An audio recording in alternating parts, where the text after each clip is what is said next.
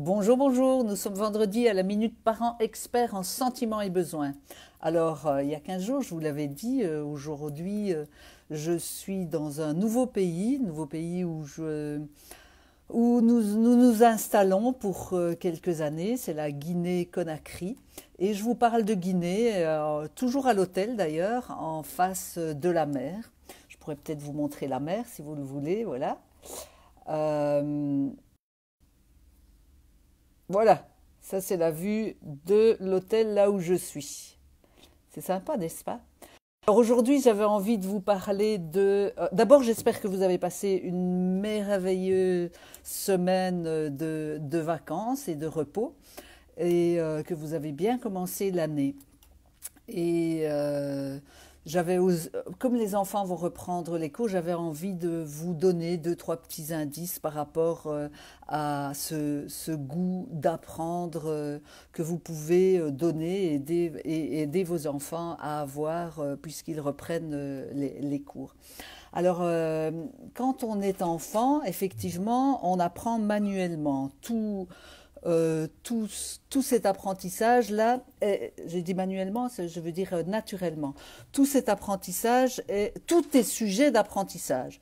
L'enfant découvre et tout va venir s'inscrire dans son champ neuronal et il va pouvoir faire des liens très, très facilement et pratiquement.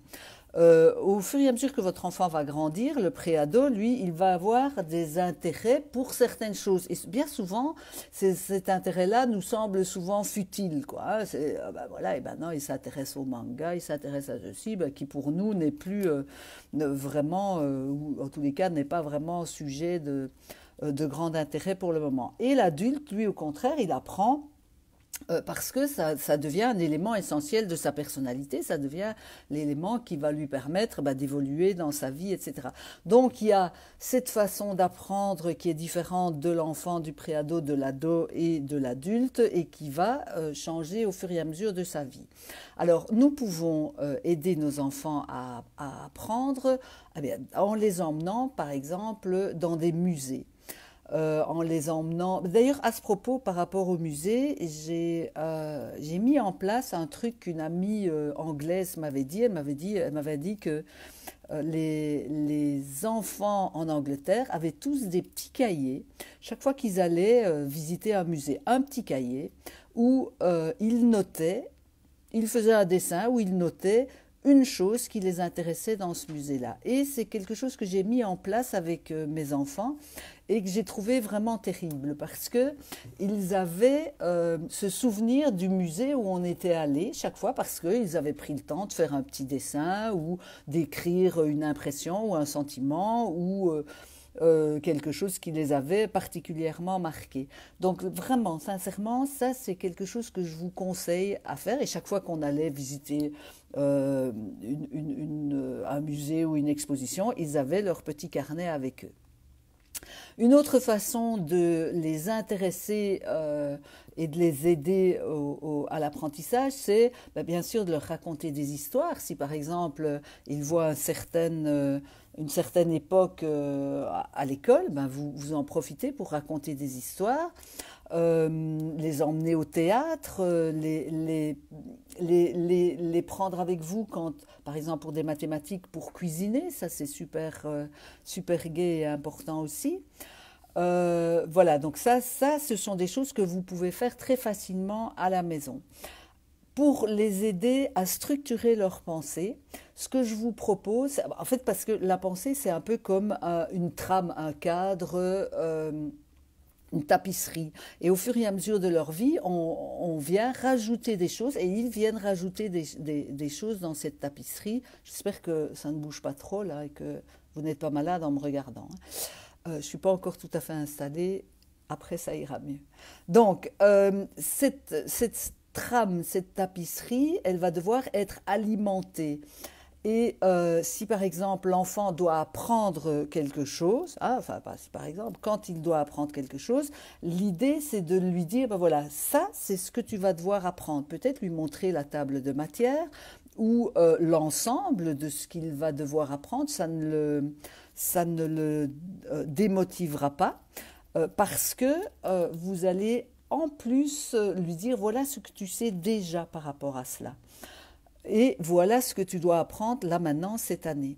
Donc, en faisant ce topo par rapport à ce qu'il sait déjà, ce qu'il va encore devoir apprendre, ben, ça va le motiver et l'aider à se dire, tiens, je vais intégrer encore cette matière-là en plus, et en plus, ça va structurer son cerveau. Ce qui est aussi très gai à faire avec les enfants, c'est des puzzles.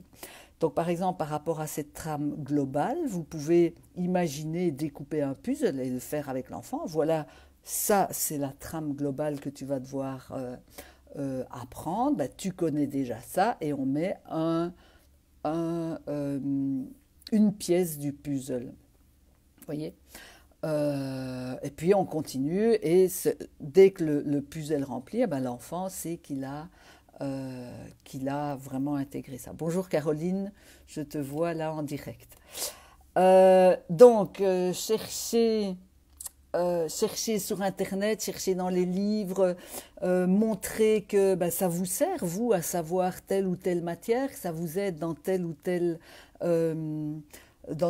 activité. Voilà, ça c'est très très salutaire et pratique pour les enfants également. Alors ce qui aide aussi, le cerveau adore répondre aux questions.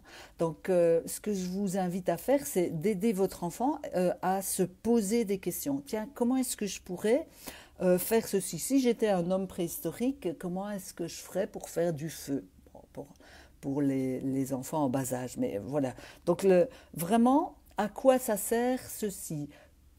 Aider l'enfant à se poser des questions. Donc le cerveau passe ses journées à essayer de répondre aux questions. Et puis pour terminer, encore il y a plein de choses, mais j'ai pas voilà, je me dis que c'est suffisant pour aujourd'hui. Mais cet adage qui dit la curiosité est un vilain défaut, non, non, non, la curiosité est un super, super comportement et favorisez-la. Donc, dès que vos enfants posent des questions, sollicitez, cherchez les réponses le plus possible, sollicitez les personnes autour de vous pour avoir les réponses, dire « Ah ben tiens, tu me poses cette question, moi je ne peux pas y répondre, mais on va aller chercher l'information à gauche ou à droite ou la demander à des personnes ressources. » C'est vraiment, vraiment nécessaire, le cerveau adore ça. Voilà, je vous remercie. Bonne rentrée à tous les enfants. N'hésitez pas à consulter le site Item Évolution ou ma chaîne YouTube et je vous dis à la semaine prochaine. Merci.